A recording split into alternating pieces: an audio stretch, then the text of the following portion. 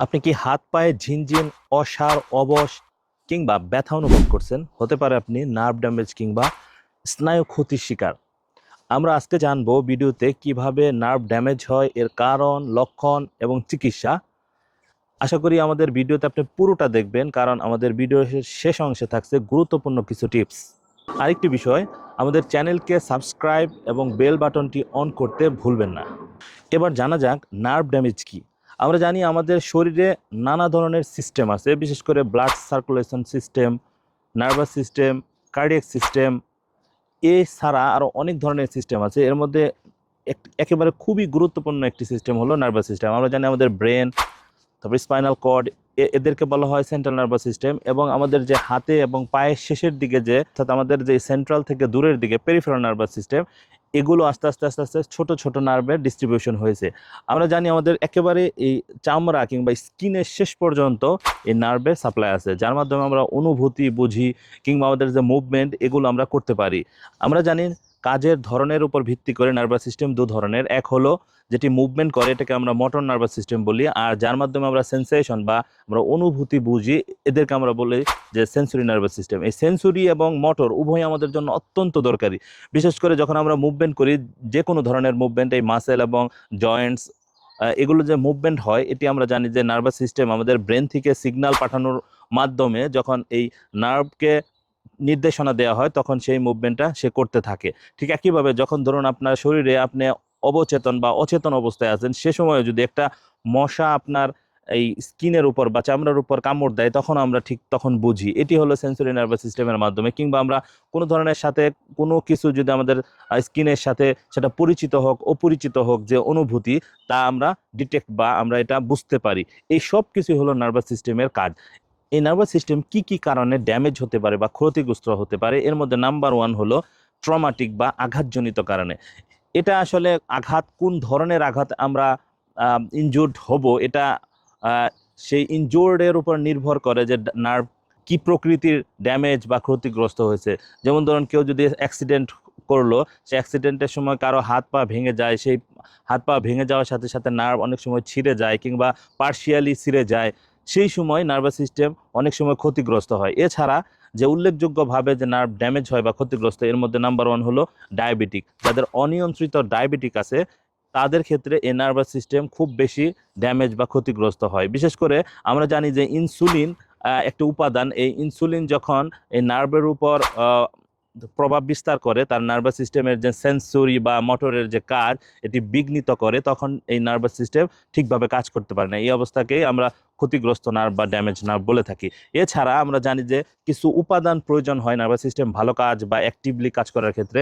এর মধ্যে ভাইটামিনস আছে। এর মধ্যে নাম্বার ওয়ান ভাইটামিনস হলো বি12, বি9, বি6, বি1। এই বি বি ক্যাটাগরির যে ভিটামিনসগুলো আছে, এগুলো নার্ভের ক্ষেত্রে খুবই গুরুত্বপূর্ণ ভূমিকা পালন করে। এছাড়া ভিটামিন ই, ভিটামিন বি এবং ই উভয়ই নার্ভের উপর খুব ভালো কাজ করে। এই ভিটামিনসের অভাবে অনেক সময় নার্ভের কাজ ত্বরান্বিত বা নার্ভের কাজের যে গতি, এটা কমে যায়।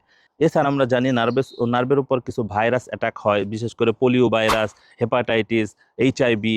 এই ভাইরাসগুলোও নার্ভকে ক্ষতিগ্রস্ত করতে পারে বা ড্যামেজ করতে পারে। এছাড়া আমরা জানি যে অটো ইমিউন ডিজিজ, কিছু ডিজিজ আছে, বিশেষ করে আমরা জানি গুলেনবারি সিনড্রোম বা জিবিএস। এই এই অটো ইমিউন ডিজিজের মাধ্যমে নার্ভ ক্ষতিগ্রস্ত হতে পারে। এবার আমরা বুঝবো কিভাবে যে নার্ভ ক্ষতিগ্রস্ত হয়েছে, এর কিছু লক্ষণ আমরা বুঝতে পারি। বিশেষ করে আমরা জানি যে অনেকের ক্ষেত্রে আমরা দেখি যে হাত পা ঝিনঝিন এই অনুভূতি আসতে পারে, ঝিনঝিন শিনশিন কেউ কেউ এরকম বলে। তারপরে দেখা যায় যে আমাদের শরীরের উপর বা স্কিনের উপর যেমন পিঁপড়া হেঁটে যাচ্ছে বা তুলার একটা অনুভূতি, এরকম যে একটা অ্যাবনর্মাল সেন্সেশন মনে হয়, এটাও নার্ভ ক্ষতিগ্রস্তর একটা লক্ষণ হতে পারে। এছাড়া যদি তীব্র ব্যথা বা কোনো জায়গায় যদি ইমপিঞ্চের মতো মনে হয়, যে এটা হতে পারে ব্যাক পেনের ক্ষেত্রে, নেক পেনের ক্ষেত্রে অনেক সময় ডিস্ক হার্নিয়েশন হয়ে বা ডিস্কের প্রভাবে নার্ভটা ইমপিঞ্চ বা প্রেশার ক্রিয়েট হওয়ার কারণে যে দিক দিয়ে আমরা হাঁটি বা হাতের দিকে পায়ের দিকে রেডিয়েট করতে পারে পেন, এই পেন এই ধরনের সমস্যার মাধ্যমে আমরা বুঝতে পারি যে নার্ভ ক্ষতিগ্রস্ত হয়েছে। এছাড়া অবশ অবশ ভাব, ভার ভার লাগা, আমাদের হাত পা, এর মাধ্যমে আমরা বুঝতে পারি যে নার্ভ ক্ষতিগ্রস্ত হয়েছে। এছাড়া যদি কারো কারো ক্ষেত্রে যদি দেখা যায় যে সেক্সুয়াল ইম্পটেন্সি ডেভেলপ করছে বা তারা সেক্সুয়ালের যে একটা অ্যাবিলিটি এটা কমে যায়, এটাও নার্ভের সাথে রিলেটেড হতে পারে। এছাড়া যদি কারো পেশাব পায়খানা ধরে রাখতে না পাওয়ার যে প্রবণতা বা তাদের যে পাওয়ার থাকে, এটা যদি কমে যায়, এটাও নার্ভের সাথে রিলেটেড হতে পারে। এবারে এসে আমরা চিকিৎসার ক্ষেত্রে কি করব। চিকিৎসার ক্ষেত্রে যদি আমরা আহ, আঘাতজনিত কারণে কোনো ক্ষতিগ্রস্ত হয় নার্ভ, সেই আঘাতজনিত কারণ আমরা আইডেন্টিফাই করে একজন সার্জন, নিউরোসার্জন তার সার্জারির মাধ্যমে এটা রিকভারি করার চেষ্টা করবে, বা সার্জারির পরে হয়তো বা আমরা আশা করতেই পারি যে নার্ভের যে ড্যামেজ, এটার প্রভাব কমে যাবে বা সে সুস্থ হয়ে যাবে। এছাড়া যদি কারো অনিয়ন্ত্রিত ডায়াবেটিস থাকে, অবশ্যই তার ডায়াবেটিস নিয়ন্ত্রণে আনতে হবে। সেক্ষেত্রে যে ডায়াবেটিক পেরিফেরাল নিউরোপ্যাথি, এইরকম সমস্যা থেকে ডায়াবেটিস নিয়ন্ত্রণের মাধ্যমে পরিত্রাণ পাবে। এছাড়া ভিটামিনের যে অভাব, বিশেষ করে B12, B9, তারপরে B6, B1, এই সমস্যা যদি কারো থাকে, তাহলে এরকম বাজারে পাওয়া যায় এরকম ওষুধ খাইতে পারে। এছাড়া যদি এ ধরনের কিছু খাবার আছে, ভিটামিন বি জাতীয় খাবার আমরা ন্যাচারালিও খেতে পারি। বিশেষ করে কিছু সবজিতে ভিটামিন বি প্রচুর পরিমাণে থাকে। এর মধ্যে নাম্বার 1 হলো ব্রোকলি, ফুলকপি, কিংবা আমরা বাজারে যে ধরনের বেরি জাতীয়, যে বেরি গ্রুপের যে যত ফল আছে, যেমন রাসবেরি, তার ব্ল্যাকবেরি, ব্লুবেরি, স্ট্রবেরি, এই বেরি জাতীয় খাবারে প্রচুর পরিমাণে ভিটামিন B12 বা B6 এরকম ভিটামিন থাকে। এছাড়া আমরা আলমন্ড, বাদাম, যে কোনো ধরনের বাদাম আমরা খেতে পারি, এর মধ্যে প্রচুর পরিমাণে ভিটামিন থাকে। তারপরে আমরা ভিটামিন ই জাতীয় খাবার, বিশেষ করে ই জাতীয় খাবার, মাছের তেল, তারপরে কড, লিভার, এইরকম জাতীয় খাবার আমরা খেতে পারি। এর মাধ্যমে আমরা এই ভিটামিনসের যে অভাব, এটা থেকে আমরা পরিত্রাণ পেতে পারি।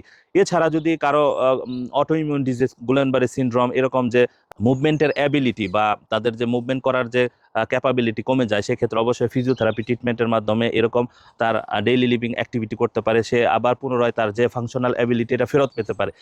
আশা করি আমাদের এই ভিডিওর মাধ্যমে নার্ভ ড্যামেজ কেন হয়, কিভাবে হয়, লক্ষণ কি, চিকিৎসা কি, এই সম্পর্কে বিস্তারিত আপনারা জানতে পেরেছেন। এরকম গুরুত্বপূর্ণ ভিডিও পেতে আমাদের সাথে থাকুন। ধন্যবাদ সবাইকে। আসসালামু আলাইকুম।